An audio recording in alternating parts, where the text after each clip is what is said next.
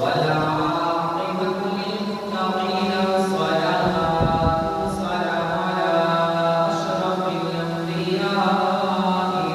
والمرسلين. قال الله تبارك وتعالى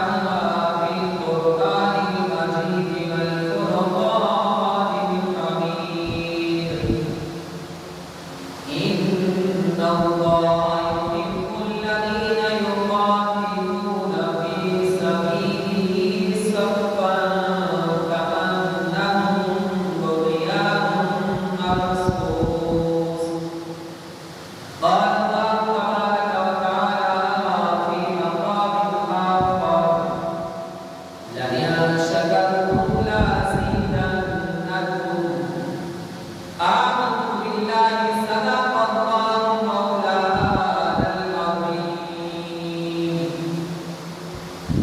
وصدق رسوله النبي الكريم الأمين. إن الله وملائكته يصلون على النبي يا أيها الذين آمنوا صلوا عليه وسلموا تسليما. صلاة وسلام عليك يا سيدي يا رسول الله وعلى آلك وأصحابك يا سيدي يا حبيب الله. اللہ خالق کے اپنے سما کے سلام نبی مکرم شفیع معظم صلی اللہ علیہ وسلم کے بارگاہ میں تو پہلے دو سلام پیش کرنے کے بعد معزز سامعین کرام السلام علیکم ورحمۃ اللہ وبرکاتہ. آج کا جمعہ المبارک کا خطبہ جس عنوان سے آپ کے سامنے پیش کرنا ہے وہ آج سے 5-6 دن قبل 10 مئی بروز افطار صبح کے وقت پاکستان کی فوج نے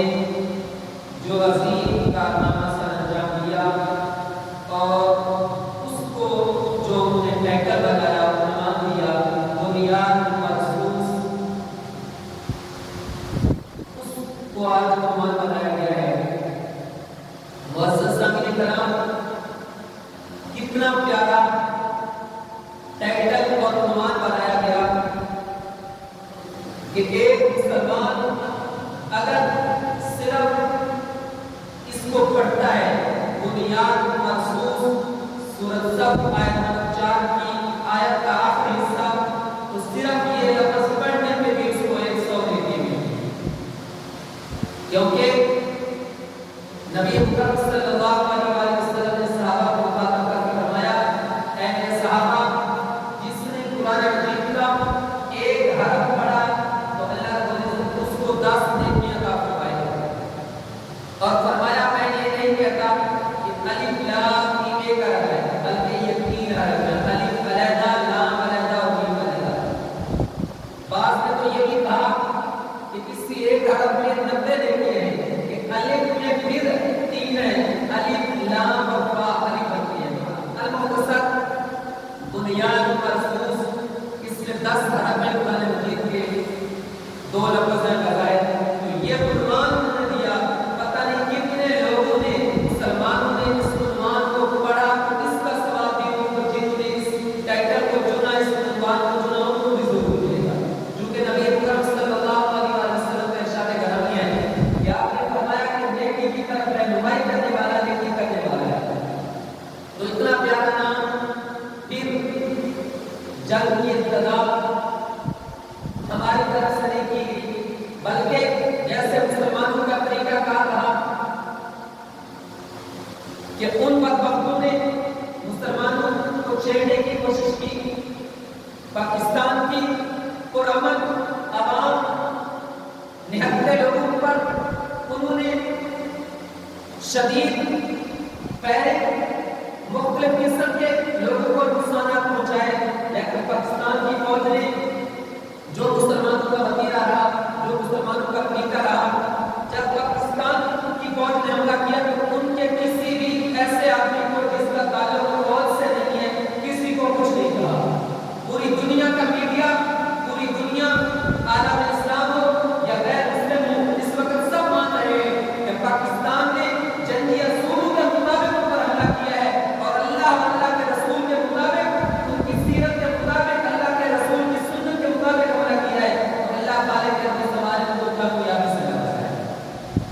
دیکھیے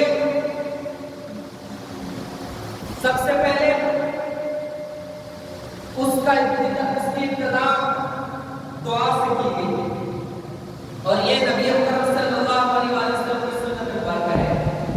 سیدنا عمر بن خطاب رضی اللہ تعالی عنہ سے روایت ہے، آپ فرماتے ہیں کہ جنگ بدر کے دن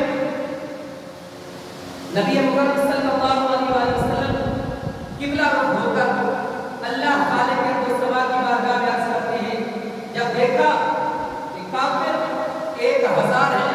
ان کے پاس اتنا سارا سامان ہے، لیکن مسلمان 319 یا 313 آدمی ہیں، تو قبلہ رخ ہو کر اللہ خالق کے سوا کی بارگاہ میں عرض کرتے ہیں، بلند آواز سے فریاد کرنے لگتے ہیں، اے اللہ جو تم نے مجھ سے وعدہ فرمایا تھا آج اس کو پورا فرما دے، اے اللہ جو تم نے مجھ سے وعدہ فرمایا تھا اس کو پورا فرما دے، اے رب العزت اگر آج اہل اسلام کی یہ جماعت ہلاک ہو گئی تو پھر زمین پر تیری عبادت کرنے والا کوئی نہیں ہے۔ ایسے ہی نبی اکرم صلی اللہ علیہ وسلم بلند آواز سے استغاثہ کر رہے ہیں، اللہ کی عزت سے دعا مانگ رہے ہیں، حتیٰ کہ آپ کی چادر کو مبارک آپ کے کندھوں سے گر گئی۔ سیدنا صدیق اکبر حاضر خدمت ہوتے ہیں، آپ کی چادر کو آپ کے کندھوں پر ڈالتے ہیں اور آپ کے کندھوں سے لپٹ کر کہتے ہیں، یا رسول اللہ صلی اللہ علیہ وسلم آپ کا اپنے رب کو قسم دینا آپ کے لیے کافی ہے، یقیناً وہ آپ سے کیا ہوا وعدہ پورا کرے گا۔ یعنی جنگ بدر جو عالم اسلام کی، جو مسلمانوں کی سب سے پہلی جنگ ہے، اس کی ابتدا اللہ کے پیارے رسول صلی اللہ علیہ وسلم نے دعا کے ساتھ کی، اور پاکستان کی فوج نے بھی جب انڈیا پر حملہ کیا تو دعا کے ساتھ، اور پھر وقت بھی وہ معین کیا گیا جو نبی اکرم صلی اللہ علیہ وسلم کی سیرت سے ملتا ہے۔ غزوہ خیبر کے موقع پر اسی وقت کا اتفاق کیا گیا۔ سیدنا انس بن مالک حضور کے لاڈلے، حضور کے خدمت گزار، جنہوں نے 10 سال نبی اکرم صلی اللہ علیہ وسلم کی خدمت کی، وہ روایت کرتے ہیں کہ خیبر کے دن نبی اکرم صلی اللہ علیہ وسلم نے اندھیرے میں یعنی جلدی نماز پڑھائی۔ فجر کے وقت کیوں انتخاب کیا ہماری قوم نے کہ خیبر کے دن جب خیبر فتح ہوا تو تب حضور نے جلدی نماز پڑھائی اور روانہ ہوئے اور وہاں جا کر نعرہ تکبیر بلند کیا اور فرمایا کہ خیبر پر بربادی آ گئی ہے، ہم تو جب کسی قوم کے اندر پر اتر جائیں تو ڈراتے ہوئے لوگوں کی صبح محسوس کرتے ہیں۔ تو ہماری فوج نے بھی وہی نبی اکرم صلی اللہ علیہ وسلم کی سنت مبارکہ پر عمل کرتے ہوئے فجر کا وقت بھی اور دعا سے شروع کیا، اور پھر اللہ رب العزت نے ایسی کامیابی نصیب فرمائی کہ آج عالم اسلام کیا پوری دنیا مان رہی ہے کہ پاکستانی فوج نے کور کرتا ہے۔ یہ سب کسی ایک فرد کا نہیں بلکہ مسلمانوں کی کامیابی ہے اور اس کو پوری دنیا مان رہی ہے۔ ایک تحریر سوشل میڈیا پر چلی ہوئی تھی، آپ نے سے حالات میں پڑھی ہوگی، ایک لکھنے والا لکھتا ہے کہ ہم پیدا ہوئے یہی دیکھ رہے تھے، کبھی فلسطین کے مسلمانوں پر ظلم کیا جا رہا ہے، ان کو شہید کیا جا رہا ہے، ان کو قتل کیا جا رہا ہے، تو کبھی برما کے مسلمانوں کو، کبھی کشمیر کے مسلمانوں کو۔ اس کے کہنے کا مطلب یہ تھا کہ جب سے پیدا ہوئے ہیں یہی دیکھ رہے ہیں کہ مسلمانوں پر ظلم کیا جاتا تھا، آج اللہ نے وہ موقع عطا فرمایا کہ مسلمانوں نے ہندو کو، غیر مسلم کو، کافر کو جیسے نبی نبی کر دیا۔ تو یہ سب اللہ خالق کے سوا کی مدد سے ہوا ہے۔ اللہ خالق کے سوا فرماتا ہے کہ بے شک اللہ تبارک و تعالیٰ ان لوگوں کو پسند کرتا ہے جو اس کی راہ میں سب باندھ کر لڑتے ہیں، گویا کہ وہ سیسا پلائی کی گواہ ہے۔ کانا بنیاد مخصوص یہ لفظ کیوں منتخب کیا گیا، اس کا انتخاب کیوں کیا گیا، اس کو کیوں چنا گیا؟ یہ بنیاد مخصوص کا معنی ہے سیسا پلائی ہوئی دیوار، یعنی آج کے دور میں اگر ہم سادہ سا اس کا مفہوم سادہ سا ترجمہ کریں تو ہم ایک ہیں۔ جب کافروں یہودیوں کے بارے میں اگر کوئی مقابلہ ہوگا، کوئی ہمارا آمنا سامنا ہوگا، تو کوئی یہ نہ سمجھے کہ ہم بکھرے ہوئے بلکہ ایک ہیں۔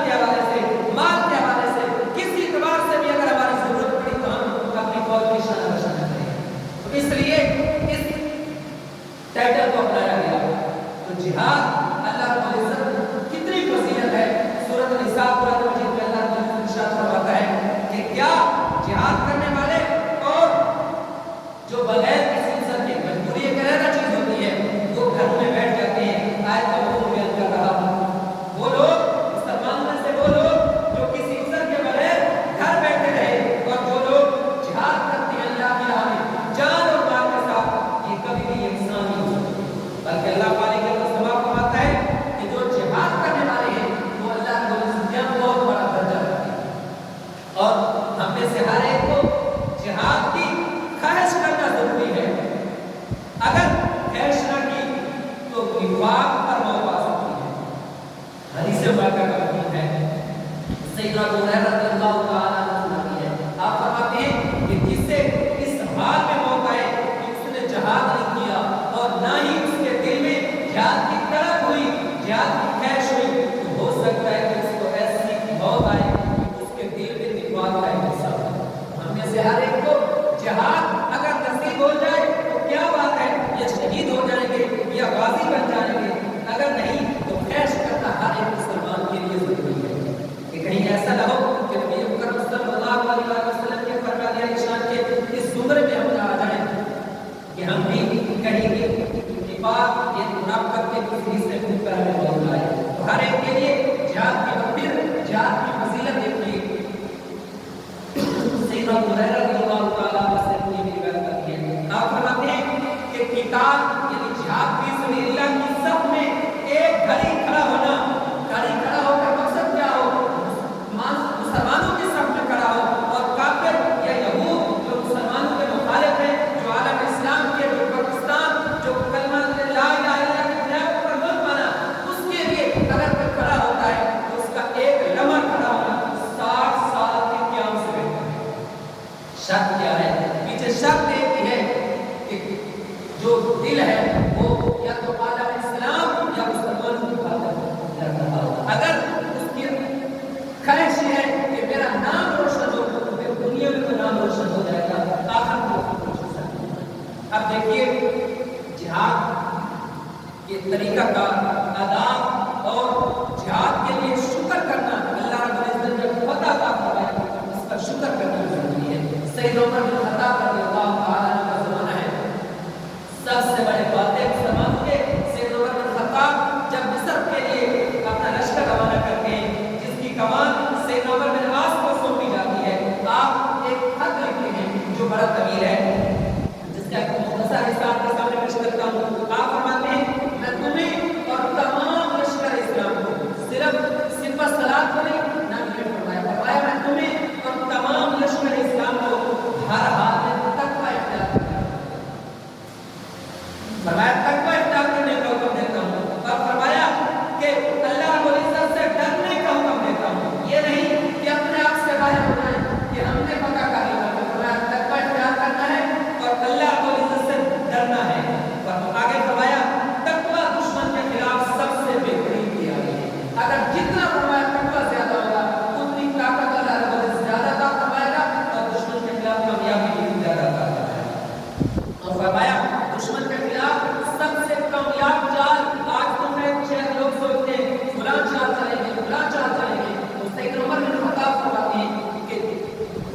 کافروں یہودیوں کے خلاف سب سے بڑی جو چال ہے وہ تقوی ہے، اگر تقوی زیادہ ہوگا تو اللہ رب العزت خود ایسی آپ کے ذہن میں چال ڈال دے گا کہ خود حیران ہوں گے۔ اور دیکھا عالم اسلام نے، پوری دنیا نے کہ پاکستان کے اس فوج کے سپاہیوں نے کیسے حملہ کیا کہ ان کو پتہ تک نہیں چلا، اتنے بڑے دعوے کرنے والے انڈیا والے ان کو پتہ ہی نہیں چلا، اور سارے سپاہی ان کو دیش میں نابود کر دو، ان کے 26 سب سے بڑے مقامات کو تباہ و برباد کر کے واپس آ جائے، ان کو پتہ ہی نہیں چلا یہ کیا تھا، یہ مسلمان اور تقوی تھا۔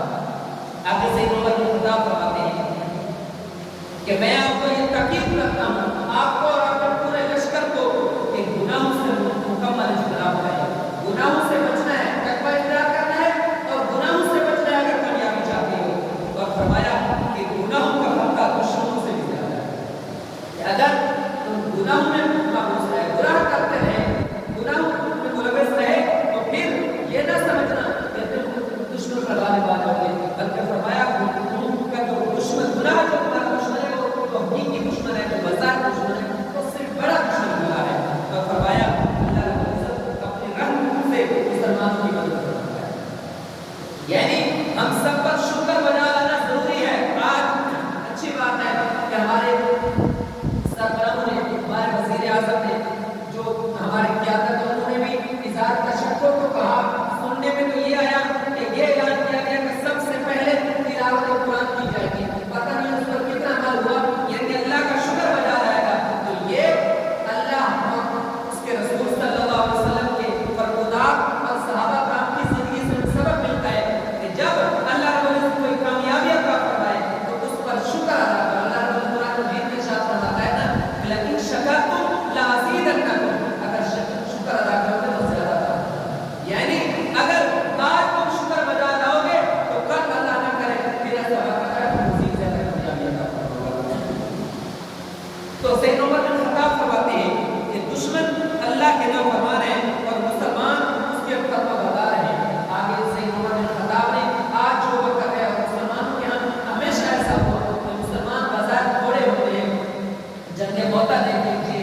غزوہ بدر دیکھ لیجیے, غزوہ احد دیکھ لیجیے, جتنے بھی غزوات ہوئے آج دیکھ لیجیے کہ مسلمان بظاہر تھوڑے ہوتے ہیں, بظاہر ایسے لگتا ہے کہ ان کے پاس آلات کم ہیں. تو سید عمر بن خطاب فرماتے ہیں اگر یہ بات نہ ہوتی تو ہم دشمن کا مقابلہ نہ کر سکتے. کافر یہودی اللہ کو عزت کے نافرمان ہیں, مسلمان کامیاب کیوں ہوتے ہیں کہ وہ اللہ کو عزت کی فرما برداری کرتے ہیں. ورنہ تعداد کے اعتبار سے دیکھا جائے, ہتھیاروں کے اعتبار سے دیکھا جائے تو سید عمر بن خطاب مسلمان ہوتے ہیں. اور آپ فرماتے ہیں کہ ان کی تعداد کے مقابلے میں ہماری کوئی پیاری نہیں, ہم ان کا مقابلہ نہیں کر سکتے. یعنی ان کے اتنے طویل خطبہ, آگے بھی لمبا خطبہ ہے, خلاصہ یہ ہے کہ اگر کامیابی چاہتے ہو تو اللہ اور اس کے رسول کی تابعداری کرو. کامیابی صرف اسی حالت میں ہے, ورنہ اپنے آپ پہ فخر کرو گے کہ ہم نے یہ کر دیا, کوئی کامیابی نہیں. اور پھر شکر بجا لانا کہ نبی محمد صلی اللہ علیہ وسلم کی سنت مبارکہ ہے. سیدنا عبداللہ بن عمر رضی اللہ تعالیٰ عنہ آپ سے نبی ہے کہ رسول صلی اللہ علیہ وسلم جب بھی کسی غزوہ سے واپس تشریف لاتے تو جو بلند جگہ ہوتی اس پر کھڑے ہو کے 3 دفعہ نعرہ تکبیر اللہ اکبر, جو بھی راستے پہ واپسی پہ آتے بلند, اور پھر اللہ رب العزت کا شکر ادا کرتے, اس کی وحدانیت بیان کرتے, پھر اس سے توبہ کرتے اور پھر یاد کرتے یا باری تعالیٰ ہم کچھ کرنے کی قابل نہیں ہے, یہ بات تیری مدد ہوئی کہ ہم تھوڑے لوگ تھے. اور یہ بات یہ کہ حضور نے فرمایا ہے کہ اکیلے نے اتنے بڑے لشکر کو شکست دی تو شکر ادا کیا ہر حال میں جب بھی غزوہ سے واپس تشریف لائے, کیونکہ ہمیشہ کامیابی مسلمانوں کے مقدر نہیں ہے, تو واپسی پہ اللہ رب العزت کا شکر ادا کرتے ہیں. آج ہم سب کو بھی اللہ کو اس کا شکر ادا کرنا چاہیے کہ اس ٹائم پوری دنیا یہ مان چکی ہے کہ جو بازار سارے سب کا یہ نظریہ تھا کہ انڈیا کے پاس اتنا پیسہ ہے, اتنے ہتھیار ہیں, فلاں ہے, لیکن پاکستان کی فوج نے جو ایمانی جذبہ تھا اس سے ان کو ایسے کر دیا کہ پوری دنیا حیران رہ گئی کہ یہ ہو کیا گیا ہے. یہ سب مسلمان ہونے کی وجہ سے ہوتا ہے, اور ہر ایک کا یہ نظریہ ہونا چاہیے اور اس پر شکر بجا لانا چاہیے. آج ہر ایک کو پاکستان کی حکومت یا فوج پہ ہے یا نہیں ہے, لیکن ہم اس ملک کے باشندے تو ہیں نا. پچھلے جمعے مبارک میں میں نے عرض کیا تھا کہ ہمیں ہر ایک کو اگر ایک ڈیوٹی بھی ہے اس کو بھی اپنا گھر پہ ہے. ہمارا یہ وطن ہے, ہمارا یہ ملک ہے, ہمارا حق بنتا ہے کہ اللہ رب العزت نے ہمارے ملک کی پاک فوج کو اگر فتح نصیب فرمائی ہے تو ہم سب کی کامیابی ہے. اس پر اللہ رب العزت کا شکر بجا لانا چاہیے. اللہ خالق رحمۃ اللہ کی بارگاہ میں دعا ہے کہ خالق رحمۃ اللہ ہمیشہ ہماری اس پاک سا زمین کو جس کو کلمہ طیبہ کی بنیاد پر لیا گیا, لا الہ الا اللہ کی بنیاد پر حاصل کیا گیا, اس کو ہمیشہ کامیاب کروائے. اور ایسے ہی ہماری فوج میں ایسے مجاہد پیدا کروائے جو شہادت کا جذبہ رکھے, اور ہم میں سے ہر ایک کو شہادت کا جذبہ رکھنا چاہیے. آپ ایک دوسرے بات عرض کرتا ہوں, نبی اکرم صلی اللہ علیہ وسلم نے فرمایا کہ اگر کوئی آدمی